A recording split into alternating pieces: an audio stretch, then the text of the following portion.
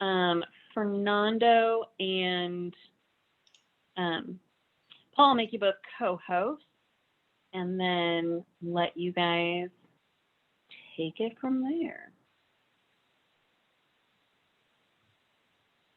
Unless, oh, I'm sorry, Betty and Mike, did you want to do a little setup before we jump in? Or well, I could do a little brief one. Is Betty here? Betty's here. Hey, Betty. There she is. Great, good to see you. Well, I would defer to Betty, and I would like to make just a couple opening remarks, but I'd defer to Betty for whatever she'd like to say up front. I'm fine. You go ahead and be all you can be, Mike. Okay. I would just say this. I think it's exciting, and Betty started out as the with the voting rights. I've looked back at some emails and such, and a couple years ago, and it began last year during the election with when Kathy was here and started off with the incidents of the pandemic, and we could instantly see that was going to be a problem. Voting had not been that high in terms of incidents anyway. And so that looked to be a disaster with so many older folks, manning not only voting, but manning the polling places, et cetera. So very proud that we were able to reach out to a lot of people and said that, and again, I had lived with it for many years here, voting by mail in Arizona, and seeing how happy and how safe it was and how good and all that, and how much people enjoyed it. And anyway, we were able to reach out to people in 43 different states, letters to the editor, social media, et cetera, had fun taking pictures of people voting. And we're able to do our part, I think, to encourage people. And so we would personally take credit for the entire voting explosion across America. I think it was really all of our credit. But no, but there was, it was great to see there was, in terms of both percentage and the gross number of votes, there was a record number of people voting. But now we get into a much more complex situation, and trying to make sure that we do what we can to make it. Well, I'll put it this way. I heard, for all the complexities we're dealing with here, I heard a statement the other day that said that voting should be easy and cheating should be hard, period. And that's about as much of a synthesis as you'll get. And of course, it isn't entirely that easy, but I think that encapsulates it. And we're trying, through the efforts of Paul, Fernando, Sarah, and many others, to, as Lynn said, I'll repeat again, that there's tension between the two, but there need not be opposition, and trying to make sure that we're doing what's sensible to have accuracy and integrity in the counts and the maintenance and transparency, but also trying to make sure that everyone who's eligible to vote has a chance to do that. So Paul came along and really launched his voter grade card, and which we'd call that, and the map Voteopedia. And then Fernando came along with the whiz bang electronics. So at this point, again, thanking them for their efforts thus far, and would like to introduce first Paul to talk about what we're dealing with here. Okay. Well, we were looking for categories about the states where we could get data on all states, and categories where there's support from both parties and from independents about, yes, this is important for elections. So I can describe some of the categories, and the goal is so people see how their state compares to other states, learn from other states. Let me see about sharing a screen here. So let's see, maybe this one. This is in the PDF report card, which is at votewell.net/card.pdf. And we have the states. The first thing we look at various issues about political campaigns. Do they have nonpartisan or bipartisan redistricting to avoid gerrymanders? Colorado does, Rhode Island does not, Michigan does. Yay, Katie. In Ohio, it's partisan officials. It's not the legislature, but it is officials who are partisan. Hawaii does have nonpartisan or bipartisan redistricting commission. So you can go on down. There's the information on each state, and at the bottom of the column, there's the source that we used to get that information. Then there's the contribution limit for political campaign contributions. From Colorado, and the states limit it in different ways. Some have no limit at all. For example, Utah and District of Columbia, no limit. But where they have a limit, sometimes it's per year, per 2 years, per 4 years. So we added it all up per 4 years. In Colorado, you can give $600 per candidate per 4 years. So that's one of the lower limits. Ohio has a very high limit of $40,000. So that would be $10,000 a year that you could give to a single candidate. So they do have a limit, but not much. Then some states have public campaign financing. So Colorado does not. Rhode Island does for the statewide offices, not for legislature. And Michigan does for the governor. Ohio does not. Hawaii has for both governor and legislature. So again, you can go on down. And if this seems important and you're in a state that doesn't have this, you can learn, you can see which states do, learn from their experience. Turnout was very high in 2020 and varies by state, and there's lots of reasons for that. The youth turnout as a fraction of the non-youth turnout. So the youth do not turn out as much. And it's a matter of how hard it is, how attractive the candidates are. And there's a lot of these things are not necessarily for the government to fix. Some are, making it easy to vote, but the attractiveness of the candidates, that's on us to get good people to run. And then minorities as a fraction of the white turnout. Here's Rhode Island, almost the same rate of voting. And Michigan also almost the same rate of voting. Colorado, not so much. And there too, it's the barriers and the attractiveness of the candidates and the huge efforts that people have made, activists have made in Rhode Island, in Michigan, in some of these other states to get out the vote, to beat the barriers that are there and encourage people to vote. So that's one set of, am I here? Can I go down? There we go. Okay, I went too far down. This is the next batch on access, on the state requirements for weekend early voting. Every state requires early voting. Some states require a certain number of weekend days. Colorado, even though they have vote by mail for everyone, they require 2 Saturdays that the polls be open for people who don't want to vote by mail, who mess up their ballot and just want to come in person for whatever reason.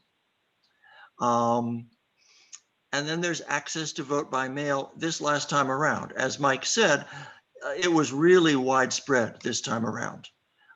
As you can see, in most cases, there was broad voting by mail. Either the ballot or the application was sent to everyone. In other places, you had to ask. So Arizona, for example, if the voter asks for it. And those are changing. So this is a matter of where we have to keep up to date. Now, when people vote by mail, they usually have to, in most states, they have to sign the envelope, and the state checks whether that signature matches what's on file. If they forget to match, if they forget to sign the envelope or the signature doesn't match, do they have time to fix it? The state would notify them, and in Colorado, they have 8 days after Election Day to come in and fix it or mail in a proper signature. Michigan does not allow that after Election Day. And then there's. Could I make one correction, Paul? On Arizona, because I know that isn't the way it is in Arizona. It's if you're on the permanent early voting list, as I am, you automatically get the ballot. And that's Right. a point of contention right now. You asked for that at some point. Originally, yeah, but just one time, asked yeah. to be on that list. That's what this means here. Okay, And okay. probably, maybe it could be more clear. The voter has to ask at some point. Okay. Whereas in California, this last time around, they just sent the ballot to everyone. Mhm. So then there's the National Voter Institute finds whether they're updating their lists well. And most states are.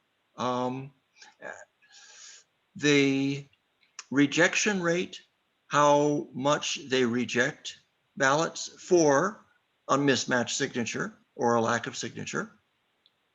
So that's another difference among the states in how careful they are.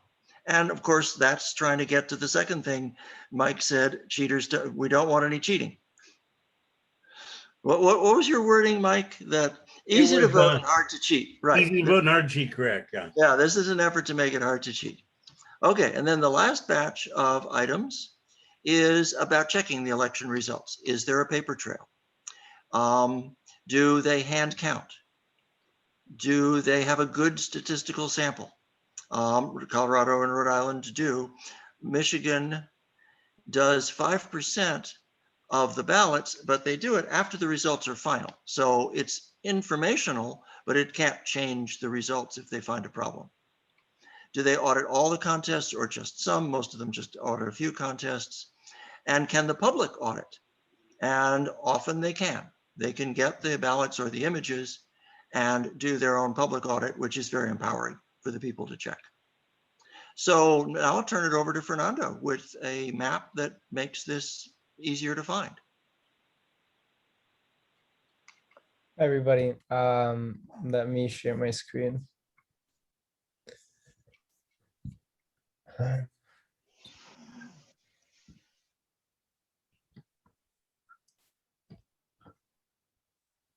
Okay, there it is. Okay, so this is the Voteopedia website, which, like Paul explained, it's an expansion on all of his data, and it's just an approach to make everything more accessible. The goal of the website and the project as a whole is to get more people involved in the whole process, drive up accountability, and do a good job of connecting people from seeing the problem to actually doing something. So over here, I go a little bit into everything that Paul was talking about. So we look at this report card as composed of 4 different sections: campaigns, turnout, access, and integrity. Paul went into the specific subtopics. I won't need to go into that. But kind of the big difference maker that we want to have is we want to be the source for nonpartisan, real-time or close to real-time updates on all of this data.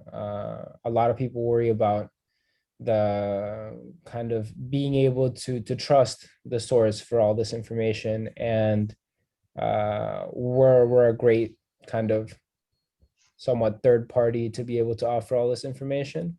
And we're also able to kind of bridge the gap from the information and what to do. That's something we're kind of in the process of working.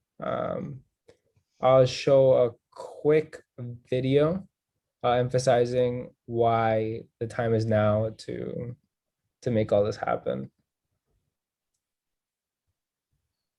A lot of people who were seeing our messages were saying, why now? Why now? Well, we're at that point. We're at that inflection point where we can literally feel ourselves coming apart.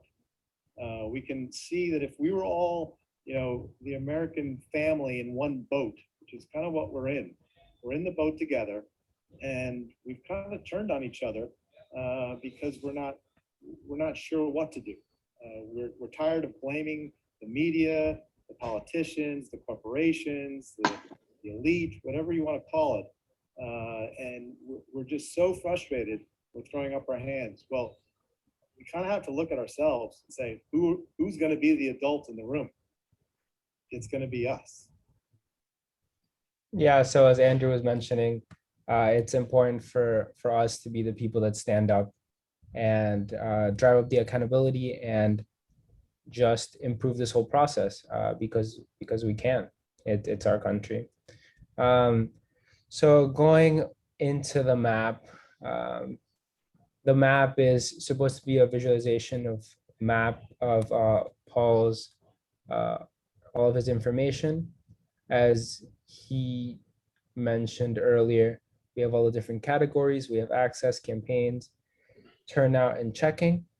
On the map, we have a ton of features we're working on, but right now we have kind of the minimum. But the minimum is to be able to change how much weight you add to each of the categories. So for example, I'm looking right now at all of the categories weighted evenly.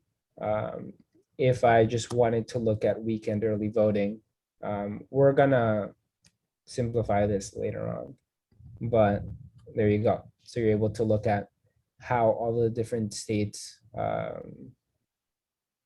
approach early voting, and then you're able to click on, and you're also able to really visually see kind of the disparity where you have one state that does it really well, and then maybe Georgia that does it somewhat well, and so on and so on. When you click on a specific state, you're going to be able to look at all of the specific information. This is one of the things that we want to work on. We want all of this to be very accessible. We over here, we go into the specifics for how this grade comes together. This is kind of the end over here. This take action section is the kind of where we see the future of this project. A big part is getting people to take action after them seeing a problem. This links right now to, or it's not linking. It links right now to Paul's kind of collection of different orgs trying to make change in each state, and then also some national groups. We want to further strengthen this section where, as I was mentioning earlier, we make it really easy for people to identify a problem that they want to work on and then just get started. Our next steps are to do a better job of that, connecting people with a problem that they want to work on and kind of what they can specifically do. The second thing is to just build a more accurate and kind of automatic data pipeline where we'll be able to continuously get all of this data and get all of the specific metrics that are useful around voting. Right now, we have a really solid starting point, but there might be a lot of data points that we're missing, for example. And then the last kind of long-term goal is to partner with local orgs where, as I was mentioning earlier, we'd be able to kind of just hand off like one of the users to the website. We would be able to hand them off to an org, and it's like, okay, there you go, have them make a difference, you know, to provide that connection. What we're looking for is to get just general insights on the map and just how this whole process makes people feel. This is a whole working project, kind of like living website where we have ideas, but kind of the final product is whatever we think is best. Not just the people in the voting rights committee. We want people, as I was mentioning earlier, we want people to get involved. So the more people we have thinking about different possible changes we can make, the better. And that's it.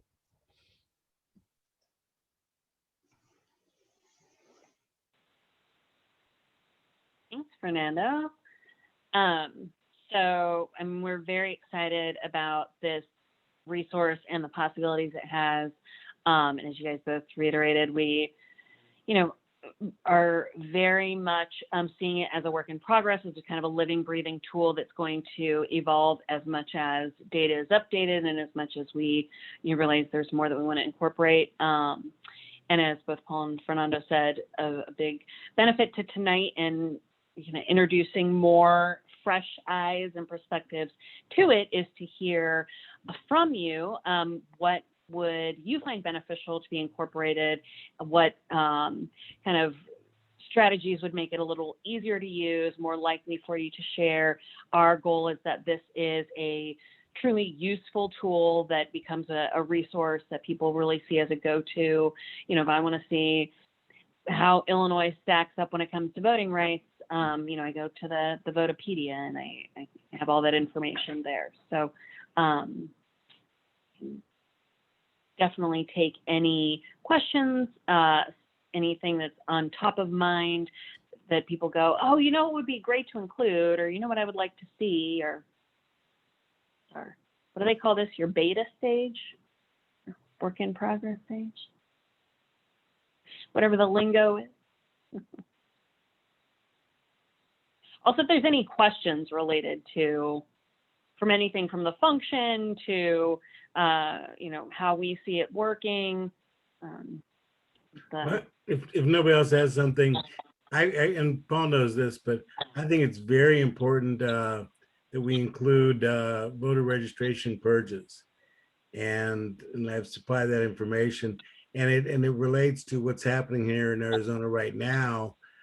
They took 140,000 people off the early voting list, and there was nothing wrong with their registration. Now, I spent a lot of my life doing get out the vote. I believe everybody should vote every time, but they don't, and there's no law that says you have to.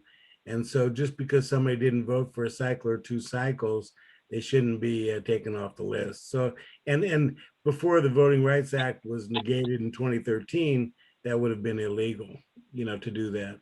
And so I think it's very important that we track that and hopefully get people to be, if they do it in a proper and a regulated way, so it's not arbitrary. As Paul noted, the voter registration lists have become more regularized in terms of people that die and move, but there's still this, to me, a terrible loophole that just because somebody doesn't vote for a schedule or 2, that you decide that they don't need to be on the list anymore. And so then they can vote again, but again, making it hard, then they've got to re-register and go through. And if they weren't voting as regularly anyway, then you're dealing with somebody who's on the bubble and you're shoving them off. And I think that's not helpful. How were the weighted metrics? I think I understood in the conversations going back and forth that right now they're pretty evenly weighted, and the plan is to go back now that you have the base and take another look at those fields and maybe apply a little bit more weight to one in certain areas than another. So both can have 5s, but this 5 is more important to the people. You have a process in place of how you're going to, I know it's not going to be easy, but do you have any thoughts on how you're going to approach that? Well, there's 2 answers on that. One is with Fernando's map. He went over it briefly, but right at the beginning of the map, there's a space on each of the items. And it's blank now, and they're all equally weighted now. But if you put in a 1 here, a 2 there, a 1 here, a 5 there, you can reweight them any way you want. You can pick out just one by putting a 5 on it and nothing on anything else. And that's interesting. That's what Fernando did with the weekend access to voting. But you can also pick out a group of them or anything. And then in the PDF, there's a link to the spreadsheet which all this comes from a spreadsheet. And you can do the same thing there too. You can, there's a 5 at the top of every column right now, and you can raise them, lower them, anything you want. So for individual, so that's the first answer. For individually, you can change, you can explore and see what difference it makes. And then we talked about doing a survey and asking people what they would weight highly. And we haven't done that yet, but that's the second avenue to see if we can get some consensus. And I You have to agree. do I a think base to explain it. I was just saying, you have to get that base to explain it before people can understand what they're weighting, I think. And you've got a, I mean, you've got a pretty good start there. Really good start, I think. Katie, do I see your high five? Yeah, I think this is in the works, but I couldn't remember. I think on the website part, I think it is hard sometimes to just look at the abbreviations and remember what they mean. So if there was a way to maybe kind of like describe what that is like when you clicked on a state and then it's like has some of those abbreviations, I think that could just be helpful. It's just a suggestion. Yeah, Paul and I were talking about that recently, and it's definitely in the works. It's just we're trying to take the same approach that Paul mentioned with the initial weighting. We want to kind of get a consensus where the wording needs to be approachable, and we need to make sure that a lot of people's viewpoints are taken into account. Yeah, that makes a bunch of sense. And I think on the website, maybe I know the report at the beginning has some wording around it, but maybe even on the website, there's a way we could kind of break down some of those numbers or explanations for people who want to dive a little deeper. I know it's been really interesting being able to be on some of the voting rights committee meetings where we have taken the time to then explore like, well, how did they calculate like minority turnout and that kind of thing? And I think some of that background's just interesting. Yeah, I agree.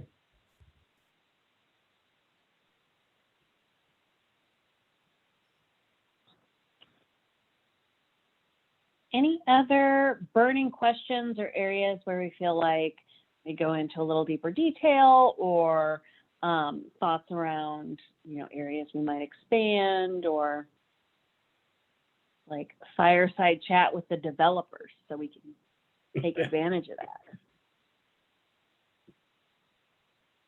I'll also go ahead and drop, so we put together a quick Google form for some additional feedback that also has the links for you to be able to take a look and kind of look a little bit closer at the tools. So I will drop that in the chat there.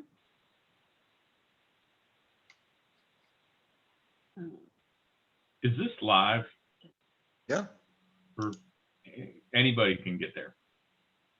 So Yeah. we've got it on the website, not in any of our menus. So it has to be, you have to kind of know that it's there and have the link directly.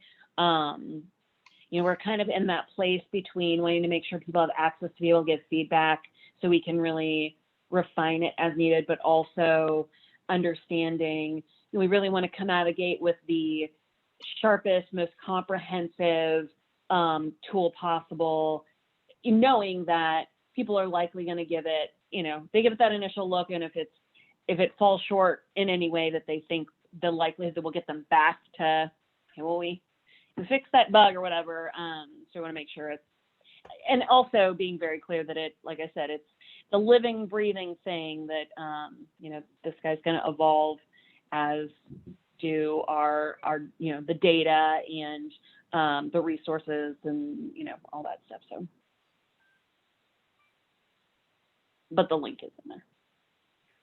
I would just second what Fernando was saying, which we've been talking about, which that's what kind of why the pedia, we're hoping that this becomes a reference that's respected, not just in the people, but across other organizations and across a lot of people across the country, that this is something, and then they will help us too with people on the ground to help keep things up to date, because that'll be a challenge going forward.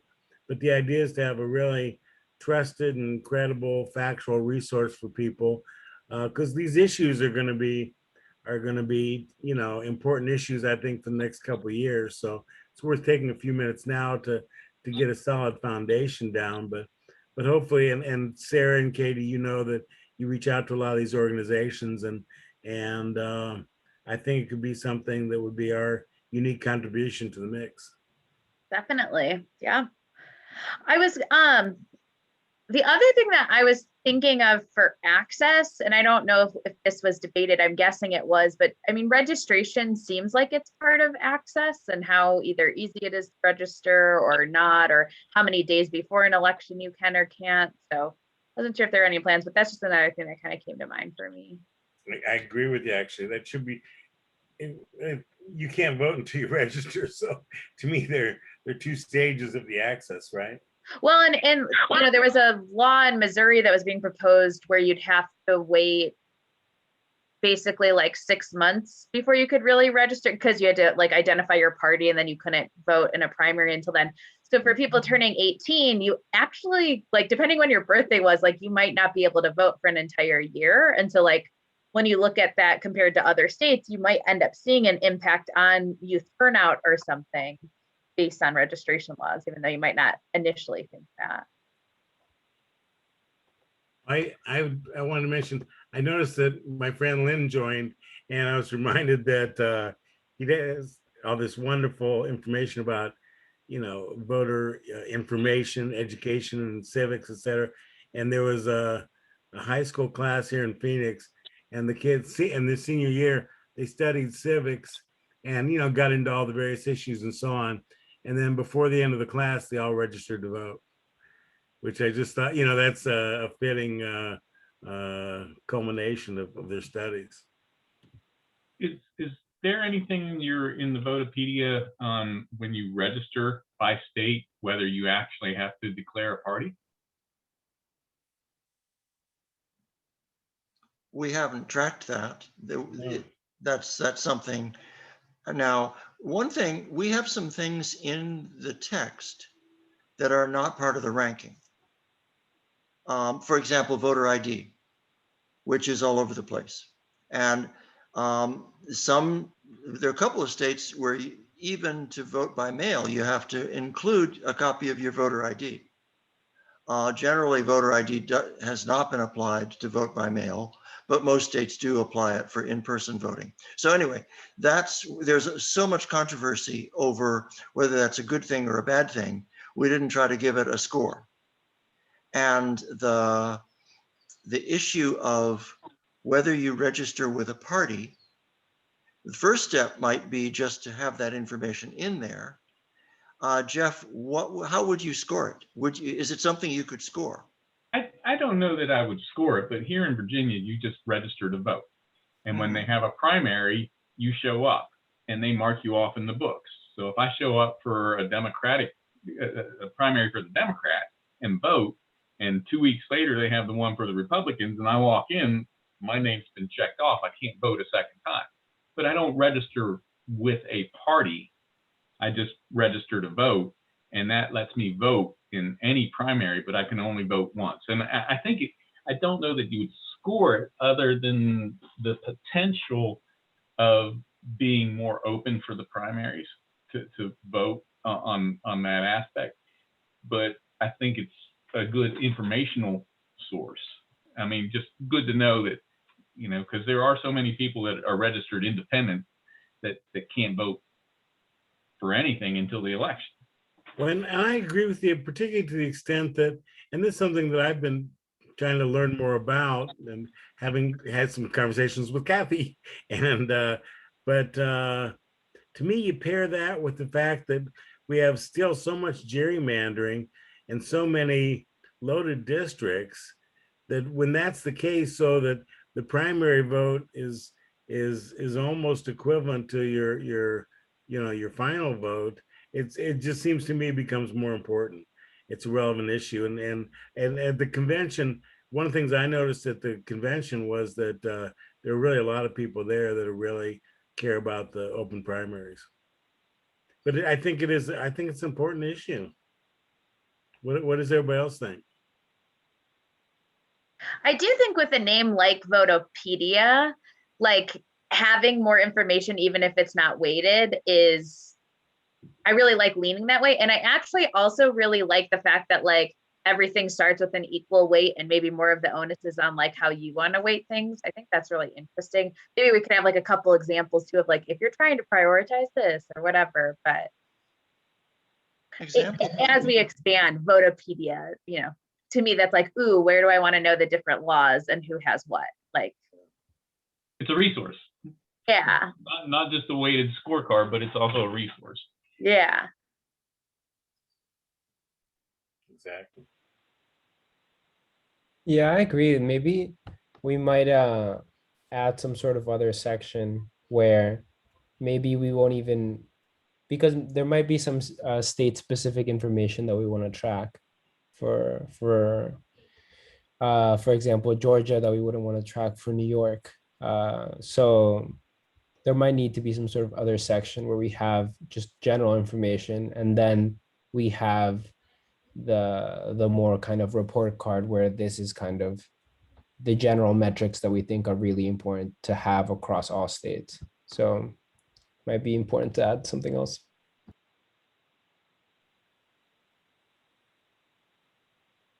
I like that idea. Really, by saying Voteopedia, we're kind of saying that we're comprehensive, aren't we? So I mean, some information could be like in footnotes. Footnotes are not part of the text of a research book, but it's there. You're providing that information, albeit in a different form. Yeah, this, and the other thing I thought of that I don't think would be a short-term piece, it would be longer term. And it's a little different because it's not laws, but anyways, like understanding like the turnover of politicians in a certain state, or even just the general competitiveness of most seats in that state. You could go and track term limits, like that would maybe be one part of it, but it's also like there's other laws that impact those kinds of like healthy democracy type of numbers, like turnout. What I really like about the turnout one is, I guess those aren't laws either, is like you're helping show like how healthy or good is this section of the population being able to access this. Well, and as Paul referenced, a big part of that is, do people feel the elections matter to them, which is kind of to the heart of what we're about. And I think in this last election, more people than not felt, hey, this isn't a meaningless election for me. It has significance. And so I feel maybe I didn't vote last time, but I feel I need to vote this time. So. Yeah, one of the other things I was thinking of is even maybe off year elections and percentages, like non-presidential years is what I mean by that. But that's, I don't know that everybody cares about that, but I always find that really interesting. Yeah, or percentage of people who are eligible to vote versus are actually registered or are voting. Like, well, actually, wait, do you have that? You got that. Turnout's kind of that, or is that? Turnout's is usually of the percentage registered, right? No, but this turnout is of those eligible age. That's citizens old enough. Yeah. Perfect. Answer my own questions.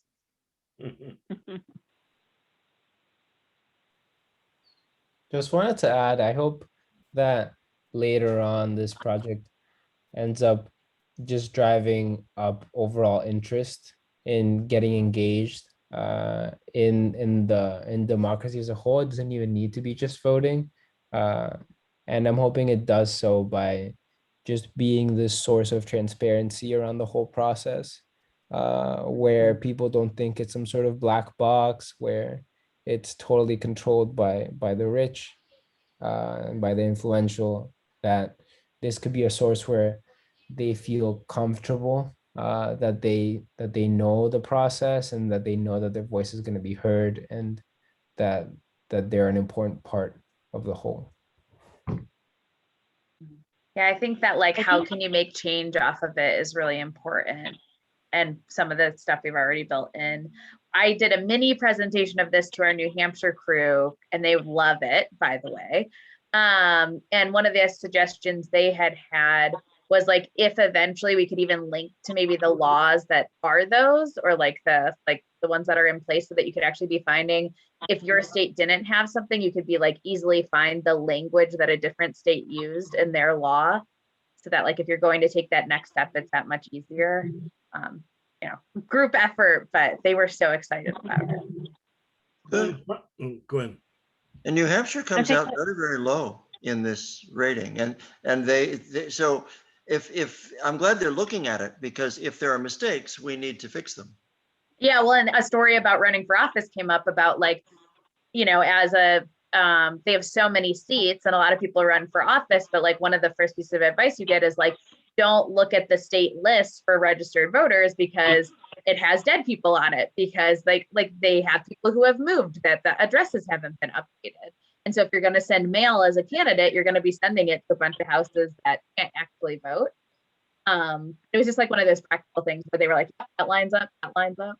Okay, good. Well, I think Paul has highlighted that seems to have changed quite a bit in the last few years. And I believe, am I right, Paul, that it's actually supposed to be a requirement that you clean your list.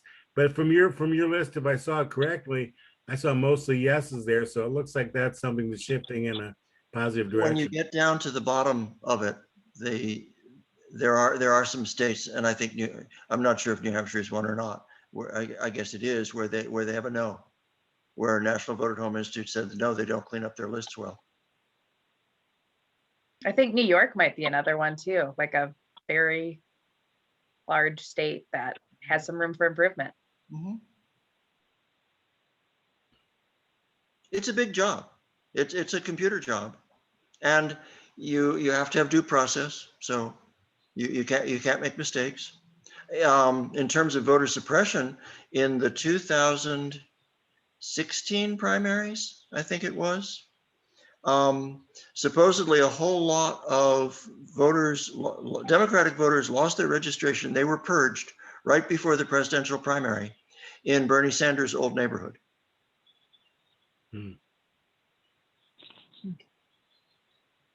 Which brings up nonpartisan election officials, which not many states do, but that would be an interesting thing to track. There is a special topic on that. And basically at the state level, all of the states are pretty partisan. At the local level, it's too complicated for me to figure out. I have a bit of summary information, but it's very complicated. Yeah, It's mostly partisan. Yeah, there's one state that does nonpartisan. Is it a Dakota or Arkansas? Nebraska. Nebraska. Thank you, yeah, Jeanette. Thank you. Yeah, Nebraska's unicameral, so. I think one of the interesting things and one of the great benefits we're going to see coming out of this is because the country's so different, as we're seeing the laws are so different, and everyone's perspective is really based around their experience for the most part, right? And so I think in different committees and different projects, different conversations, we've heard different perspectives to say, oh, well, that's not really an issue, or I haven't seen that. And when you look at the map and are able to see, oh, wow, like you said, oh, these states are, do struggle with cleaning up their lists, or this, turnout is like, when we actually can see the hard data on places that we maybe don't have direct connection to, but it is still very real and still very much a part of our collective democracy. I think it helps open our eyes to the wider picture in a very real, factual, not anecdotal, not, I heard from a cousin, but no, these are the numbers. It's very real. Well, okay, I'll flip over to one side. Why should you have to request permission from the state or a party or anybody to be registered to vote? I mean, a lot of people think that you should just automatically be registered on your 18th birthday. There's one state, and I forget which one it is, you don't have to register at all. Yeah. And I don't understand why we have registration at all. Yeah, that's what I'm saying. Why should you have to ask permission? And the other ones, which I find absurd, why do all these states say that they have the right to decide if your particular illness or disability qualifies you to vote at home and when other people can't? Why why is that? It just kind of gives me the creeps, really. Yeah, issues of access. Yeah, yeah. Now, we have a survey to pass out. Sarah, maybe now's the time to give people the link, or maybe you already did. Yep, I'll drop it back in one more time too, so it's right at the top of the Yeah, okay. chat.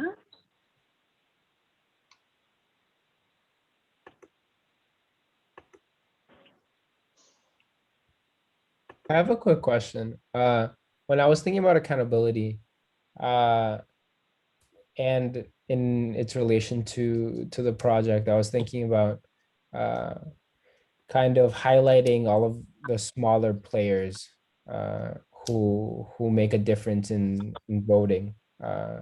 So more local level stuff.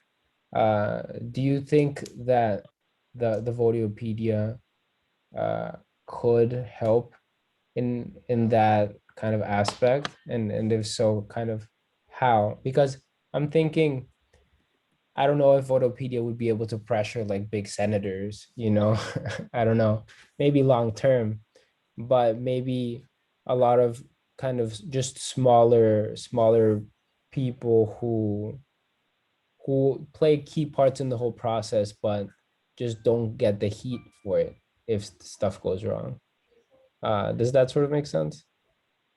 It does, Fernando. One of the visions for the people in general is, we're hoping that one day we can be a place where people can come together, care about an issue, and get connected to hundreds, if not thousands, of other people who also care about that issue, that they can use it as a platform to go and do something about it in a nonpartisan way.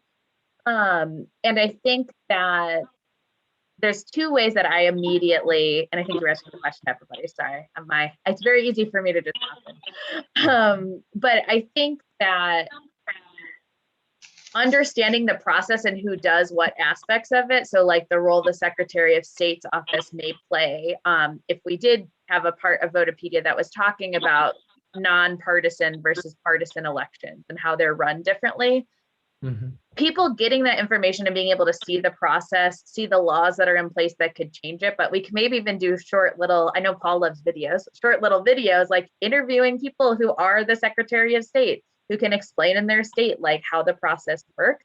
I think giving people that kind of information makes it more real and helps them feel a little bit more like an expert of like, okay, I know what I'm talking about, like, and who this person is. But I think the other part of it could be like, maybe there's a way to sign up to get connected with other people who want to change something specifically. So then they could go and put in that pressure piece of it. Because sometimes there will be organizations who are already doing that. But what I found is like a lot of times there isn't too. And that's where maybe we'd want to help them find each other through the website. Those are just my initial thoughts. Okay. No, that makes sense. The People has a site as a page on how to write letters to the editor. And I don't know how common this is, but I have found fellow activists because they wrote a letter to the editor. Oh, that's awesome. So then I can say, well, yeah, you're right. Yeah, I agree with that. Let's try and get together and work on something. Yeah, and there could be a section to highlight the actions people are taking or something too. It's true. I'm going to have to start doing that, Paul. That's a good idea.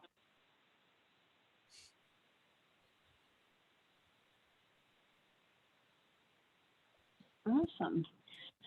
Well, we're just about up on time, but if anyone's got any last questions, we also, I said that please feel free to take that survey we put into the chat and complete it whenever you've got a second. We've got a couple important questions we'd love to hear your feedback on. This is definitely an ongoing conversation as we continue to build and refine the tool. The committee that this lives within is our Voting Rights Committee that meets on Tuesday nights, the first and third Tuesday night of the week. The next one just happens to be coming up next Tuesday, and all that information is on our website, which I will drop the link to as well, so you can take a look at that.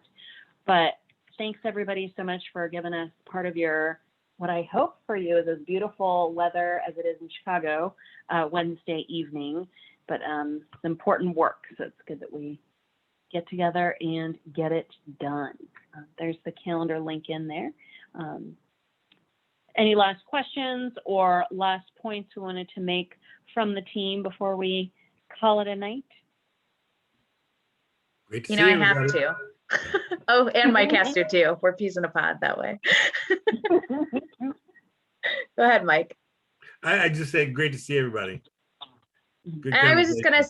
gonna say that like the way change happens is by people being unafraid to put in the hard work and to take the time to find the research and to challenge themselves to look at maybe other issues that aren't their priority, but they understand that that's key to making sure other people can feel like there's integrity in something.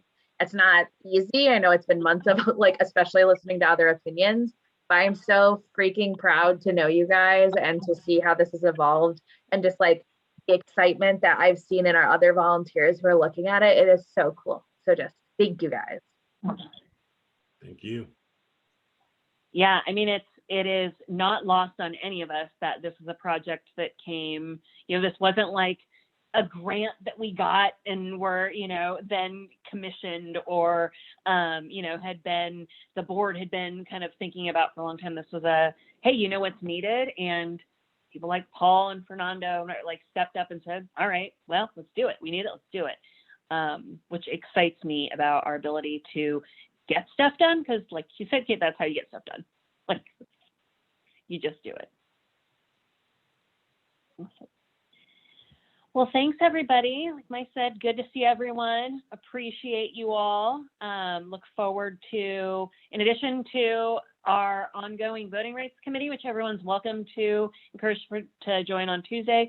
This citizen engagement forum is a series. So we'll have another one of these coming up soon. Keep an eye on that calendar link that I put in there that's on the website, and hopefully we will see everyone again very soon. Great. Night, night. Thank you Thank very much. guys. Everybody, have Okay. a good night. Nos vemos.